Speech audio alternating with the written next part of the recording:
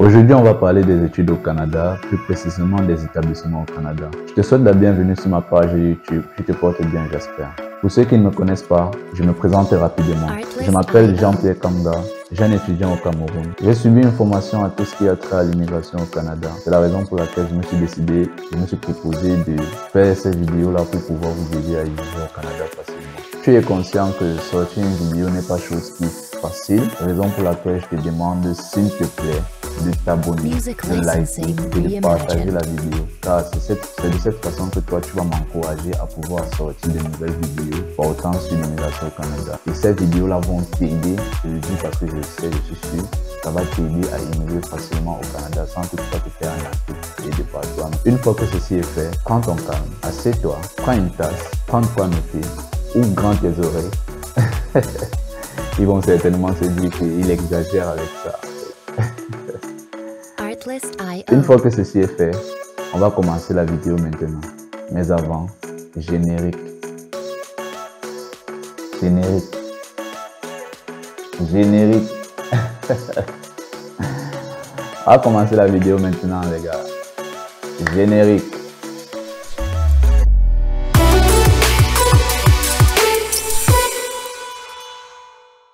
De retour sur cette nouvelle vidéo. Vous savez, le Canada est un très grand pays et c'est un pays dans lequel l'un des pays les plus reconnus en ce qui concerne l'immigration, en ce qui concerne les études en fait.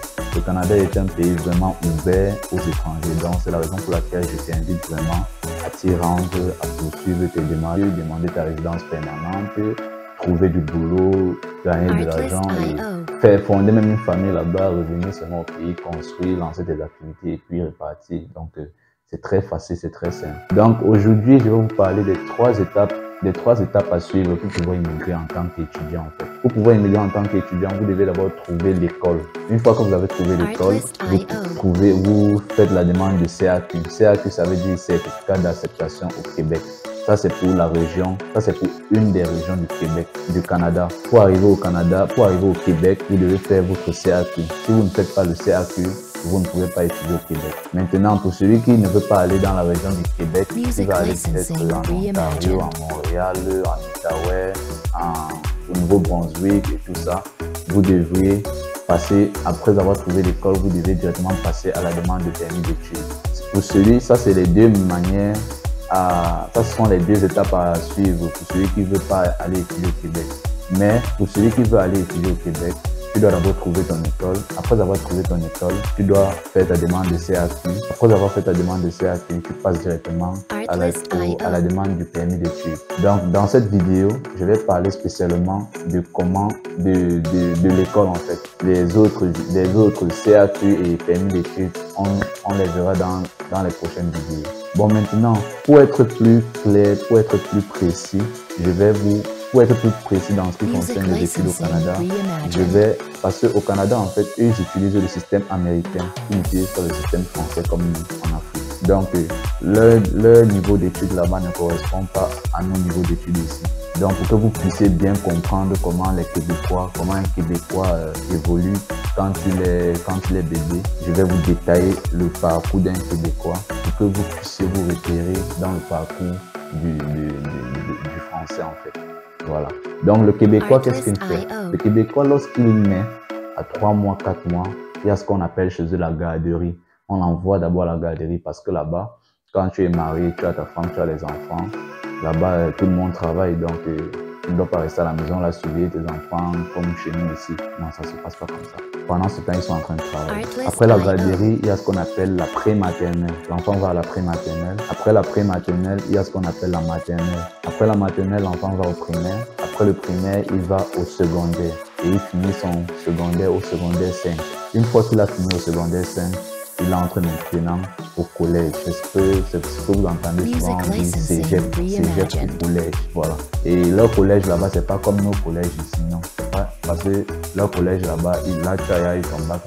C'est pas comme nos collèges ici. Donc, une fois que tu es au collège, tu as deux possibilités. Il y a les formations techniques, il y a les formations pré-universitaires. Les formations techniques, moi personnellement, je te conseille, bon, ça c'est mon conseil à moi, ça c'est ce que je ferais si j'étais là-bas en fait. Je te conseillerais d'aller faire une formation technique. C'est une formation qui dure 1 à 3 années et dans laquelle tu vas te faire former pratiquement et dans laquelle après cela, on va t'envoyer directement au marché de l'emploi. Donc, parce que là-bas, les employés, en fait, eux, ils cherchent beaucoup plus les gens qui savent faire quelque chose.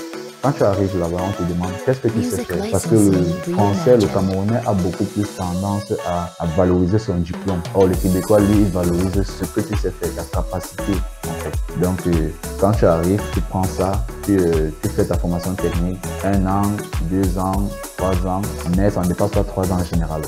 Voilà. Il y a aussi les formations de moins de 6 mois.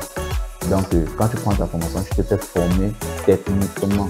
Quand tu finis ta formation technique, tu peux déjà trouver le travail facilement avec. Et quand tu finis de trouver ton travail avec, tu évolues. Voilà, ça c'était la première branche en ce qui concerne le collège. La deuxième branche, il y a la formation pré-universitaire. Si tu finis tes 2 ans au collège, en termes pré-universitaire, tu peux directement aller à l'université pour faire encore 2 ans et avoir ton baccalauréat. Après ça, il y a maintenant le côté université. Là, on a fini avec le collège et le cégep. Donc, j'espère que avec ça, vous comprenez que c'est pas le même système avec le français. Donc, après ça, maintenant, de l'autre côté, il y a l'université. À l'université, tu passes pour avoir ton bachelor, avoir ton PhD qui est le doctorat et avoir ton master et tout ça. Donc, quand tu réussis à connaître comment sont différenciées ces différentes étapes, tu peux directement passer à ce qu'on appelle la demande d'admission dans un établissement.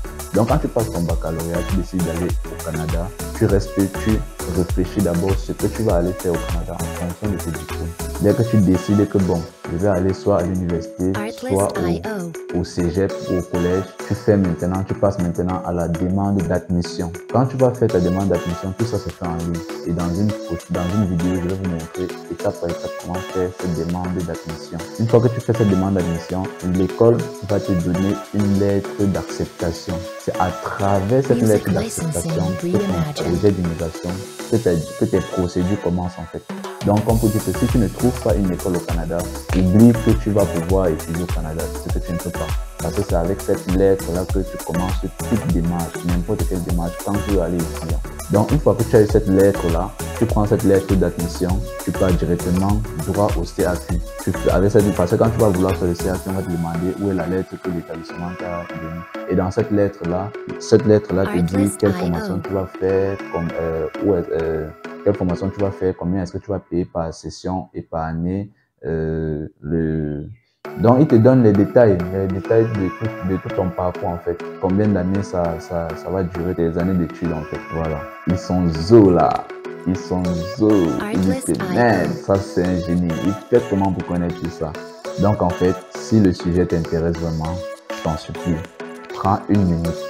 Prends juste 1 minute. Va en bas. Tu actives la cloche de notification. Tu t'abonnes et tu partages. Tu laisses un commentaire. Et je vais vous dire aussi, je suis ouvert à vous. Si vous avez des questions, des préoccupations, peu importe la sorte, laissez en commentaire et je vais y répondre. Si je ne réponds pas en commentaire, je ferai une vidéo sur ça si je vois que les préoccupations sont vraiment énormes.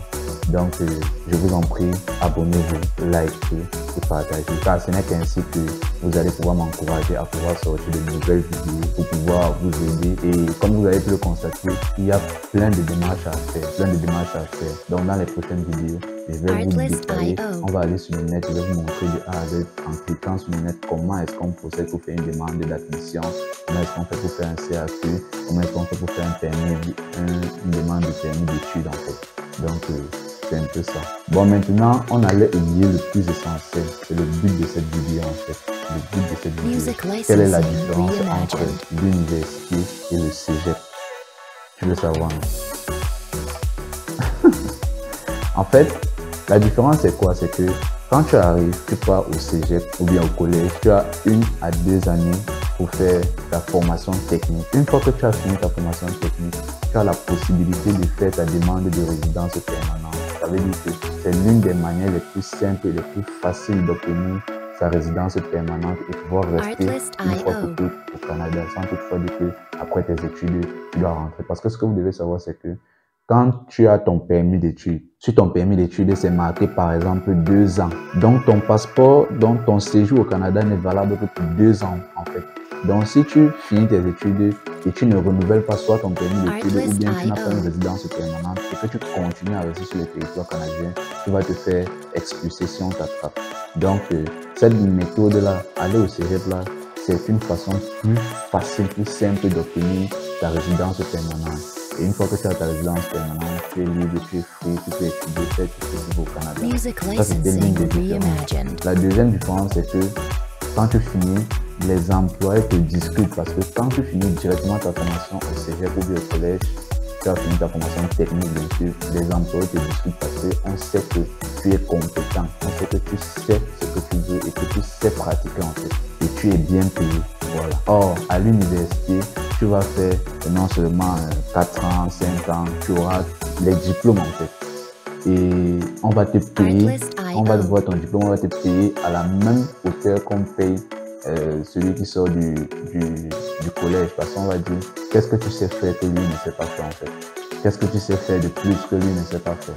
Donc, au Canada, eux ne valorisent pas tes diplômes, mais ils valorisent beaucoup plus tes connaissances et tes compétences. Donc, avant de prendre une quelconque définition, avant de prendre une quelconque décision, pardon. Donc, c'était tout pour cette vidéo. J'espère que ça t'a plu et reste scotché pour de prochaines vidéos, pour d'amples vidéos, parce que ça va aller très très vite. Ça va aller très très vite. Et je te souhaite d'ailleurs bonne chance pour ton projet d'immigration. Tu ne me le dis pas, mais je sais que si tu es sur cette vidéo, c'est parce que tu es intéressé par l'immigration au Canada et que tu cherches le moyen, les voies et moyens pour pouvoir immigrer. Donc laisse-moi te dire que si tu me suis profondément, tu trouveras solution à ton problème.